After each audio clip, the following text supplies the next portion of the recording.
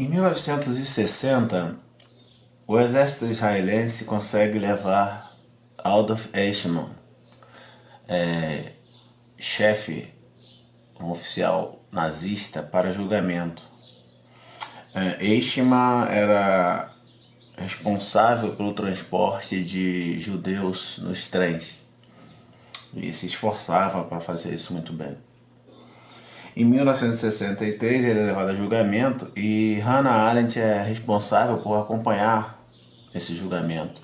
Ela é enviada para ver no Tribunal de Nuremberg, se eu não me engano, quem é Eichmann. O objetivo, evidentemente, é muito tranquilo, né? A gente quer ver a cara do mal.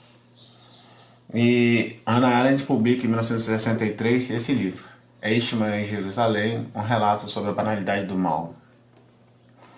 Esse livro causa um extremo desconforto porque o olhar da aluna de Heidegger não é aquele esperado pelo senso comum.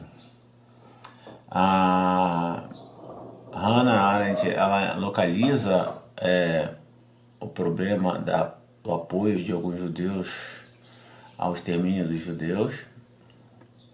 Isso tem uma explicação lógica, racional, que transforma isso em algo tolerável, mas naquela época não era o que se queria ouvir.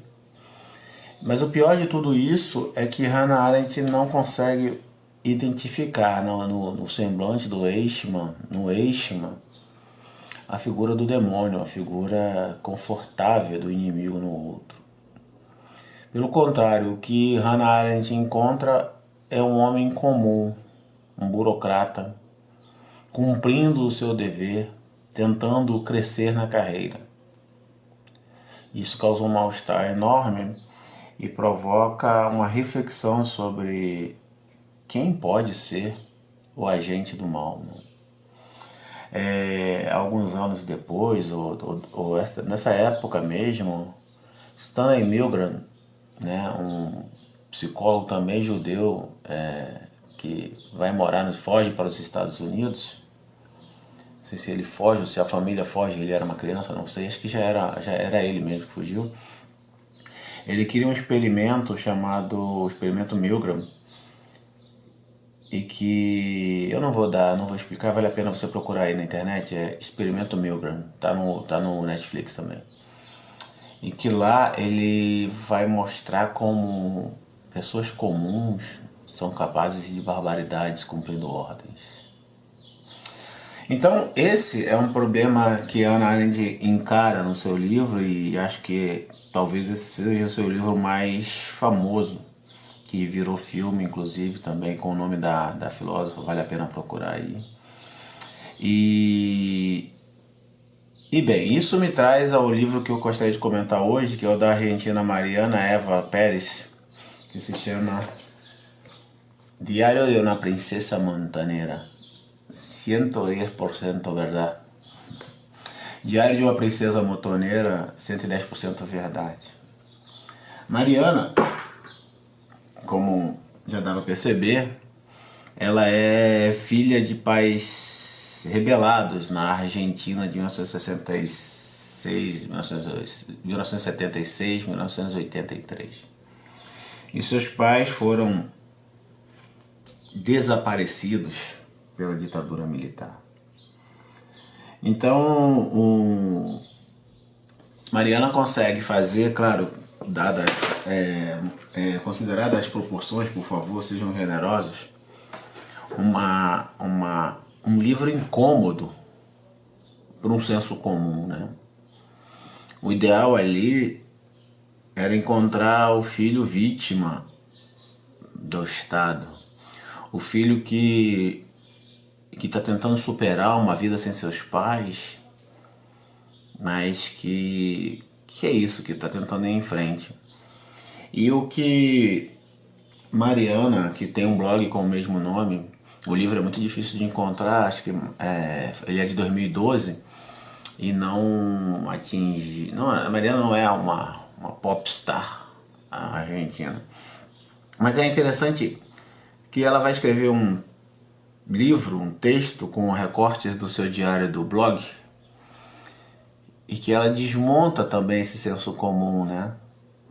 Ela conta como teve acesso, como ela seguiu todo o manual do filho de desaparecido, né?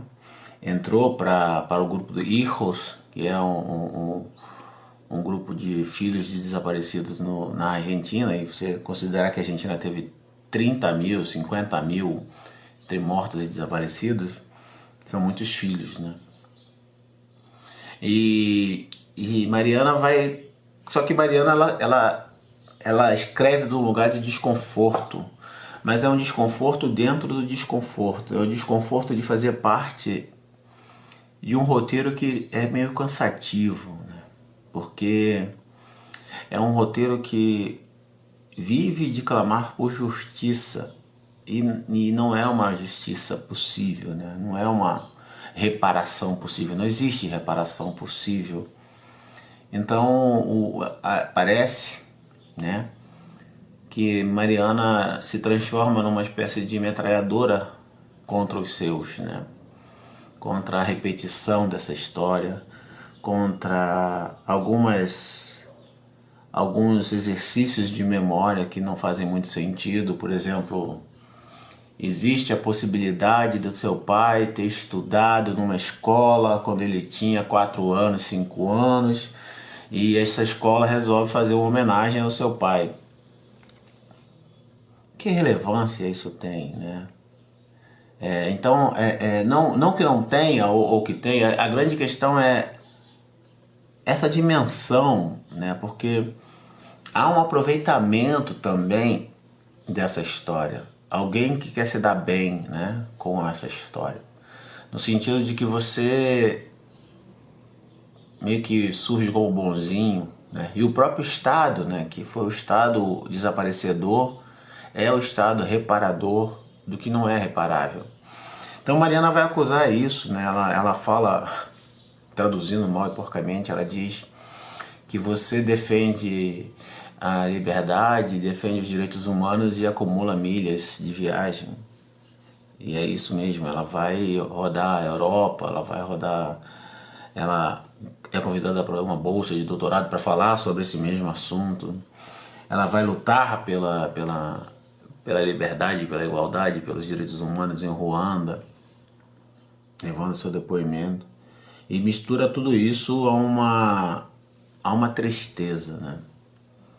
Porque, de certa forma também, os desaparecedores, os nazistas e todos os seus pares, eles se constituem com uma última vitória, que eu acredito, que é se tornar o centro da vida dessas pessoas, das que sobreviveram, que não conseguem mais parar de pensar no que viveram, e daquelas que são os seus herdeiros, né, que não conseguem parar de viver a falta desses pais idealizados. E agora, na atual, agora já há uns 5, 10 anos, na atual literatura argentina, já não tão idealizados assim. Mas então a Mariana, ela escreve um texto bem cético, bem duro, né?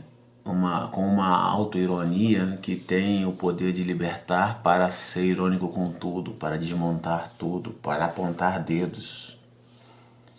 O que tem seu lado interessante, mas tem seu lado cruel, porque embora sejam todos hijos, ela parece que faz parte de uma sociedade somente de hijos, e isso levanta uma questão de que num país com 30 mil desaparecidos ou mais, se você não tem nenhum desaparecido, você tem que explicar alguma coisa. Mas independente disso, ela escreve uma narrativa que é uma desconfortável, né? Ela não é um lugar satisfeito. As indenizações não indenizam, né?